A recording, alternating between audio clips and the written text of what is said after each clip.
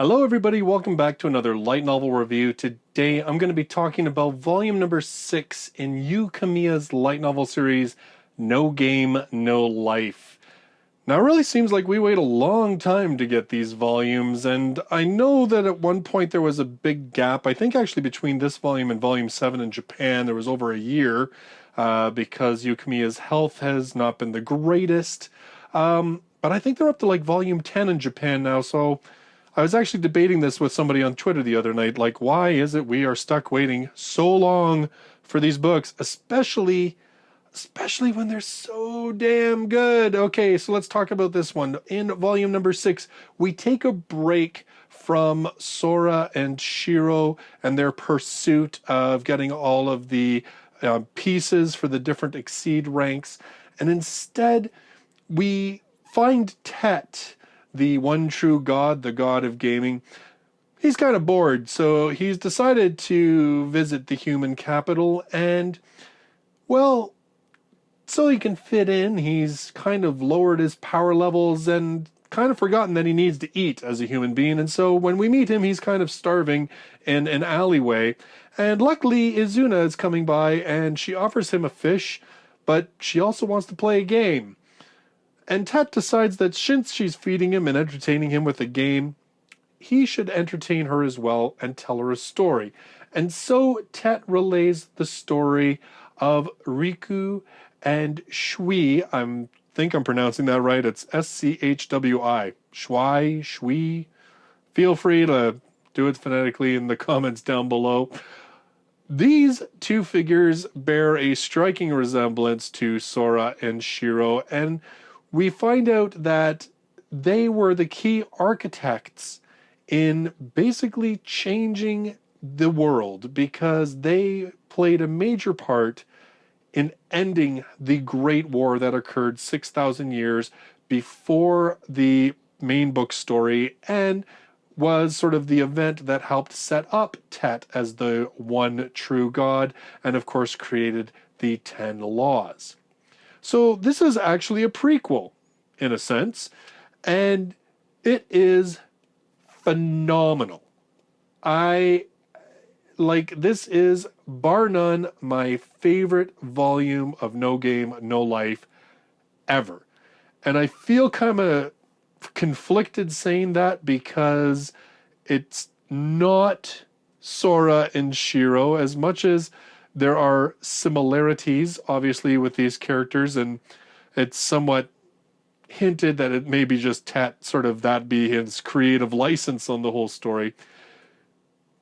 The characters are still very different, and it's because they exist in an incredibly different world.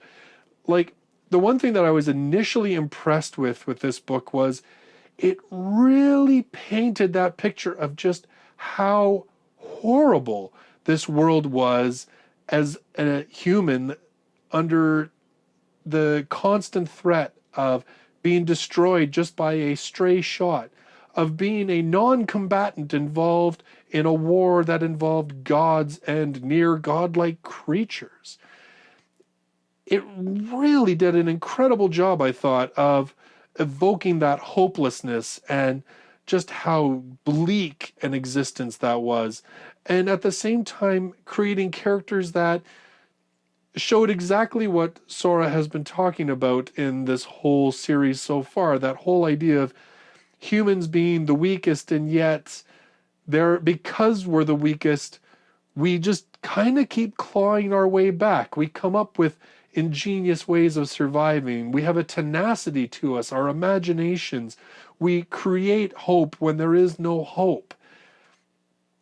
There's really all of these things in this volume, and it starts with, of course, main character Riku, who is 18 years old when the book begins, and he is a very interesting character, and I really liked him. Like, I found that it's funny because in this one book we have this incredible character building, and even though, yes, Riku is drawn to look like Sora, even though there are certain elements you could kind of say they have in common with each other, Riku is still his own character, and he still is a very well fleshed out and interesting character.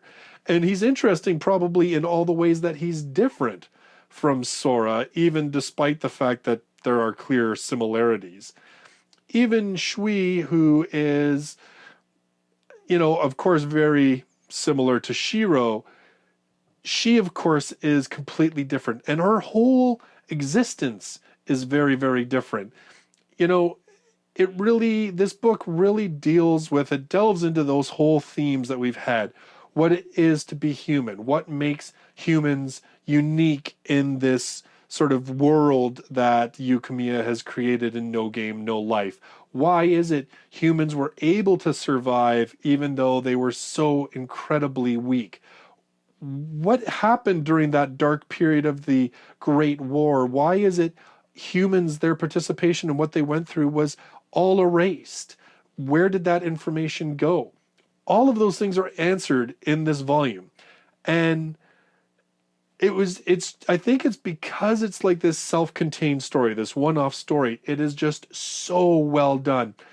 The dialogue is fantastic. The character building, I was so invested in these characters. The story, the setting was just, like I said, that whole being able to set that stage of what it was like to live in this world under these conditions of the Great War was so evocative and well done. It just really pulled me in. And trying to see how these weak individuals who had spent pretty much their entire known history cowering in fear and only being able to run away, seeing how they decided to try and turn that around for themselves.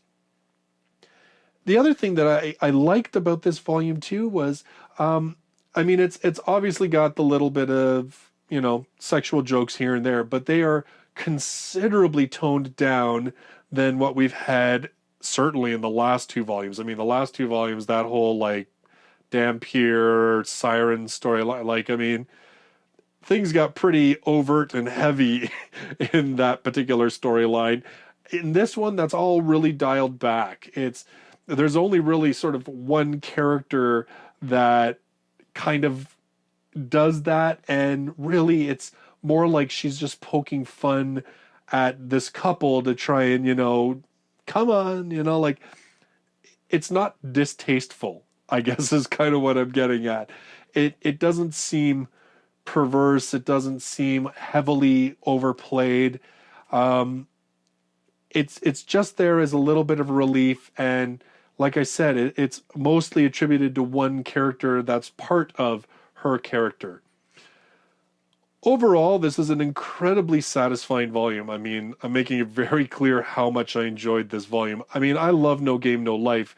Don't get me wrong. Any of you can go back and watch my videos on the previous 5 volumes, and I think it's pretty evident that I really enjoy this series. But this one, it was still No Game, No Life. There was still all of those elements. There was still all of the thematic properties that make it very clear that this is a No Game, No Life story. It didn't feel like, even though the setting was completely different, even though there was all these events going on that, aren't relating to the main storyline that we've had over the last 5 volumes, it still felt like a No Game, No Life story. There was still all those elements that we associate with these series, all the themes and the ideas, and the whole question of games and playing games and what is the worth of a game. And so it succeeded totally in being a great No Game, No Life novel. It succeeded exceptionally well, I would say, in terms of being a prequel. Prequels sometimes are really hit and miss for me, I have to admit, and that's regardless of whether we're talking light novels, whether we're talking anime, whether we're talking manga, whether we're talking like Hollywood movies, TV shows, what have you. Prequels, especially when you're talking like 6 books in, prequels are a little bit of a dicey thing, and they can sometimes be really disappointing. But this one, it did nothing except flesh out this world. It did nothing but show how so many of these things that we've just kind of taken for granted, how they kind of came to be. And it even sort of gives us a little bit more insight into the character of Tet, into the god himself. So overall, like I said, my favorite volume of No Game, No Life. Period. No questions, no arguments. This is by far my favorite volume so far.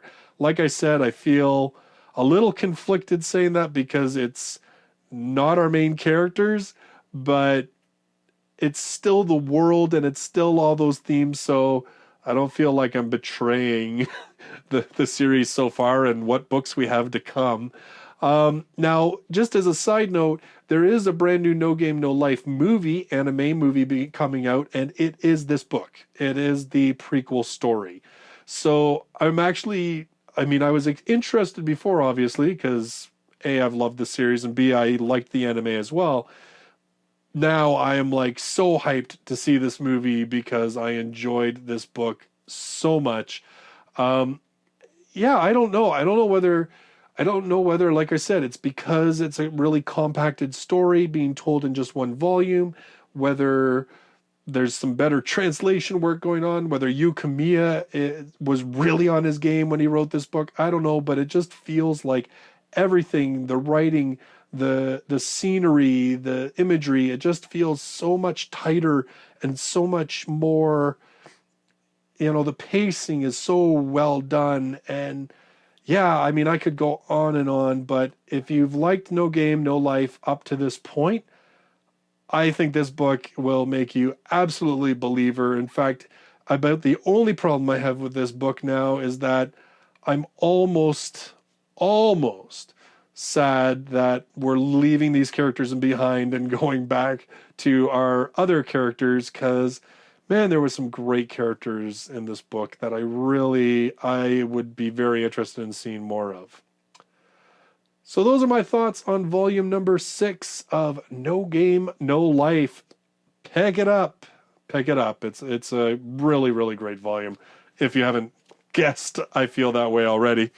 The next review that I am going to do, I got to try and start playing some catch up because I am behind, and I'm going to be behind volumes if I don't get moving, is going to be volume number 8 of Is It Wrong to Try to Pick Up Girls in a Dungeon Danmachi, volume number 8. And it's a big one, man. It's almost 400 pages, which you don't see often in light novels, especially ones that are published at this format size. It's the short story volume. I think I saw something, there's like 5 or 6 short stories. Short, yeah. So that's going to be my next review, is volume number 8 of Danmachi, Is It Wrong to Try to Pick Up Girls in a Dungeon? So if you're brand new to the channel for some reason, you should subscribe if you love light novels, because I review a lot of them here, including future reviews of No Game, No Life. Thank you all so much for joining me in this video, and I really look forward to seeing you in the next one. Till then, bye-bye for now.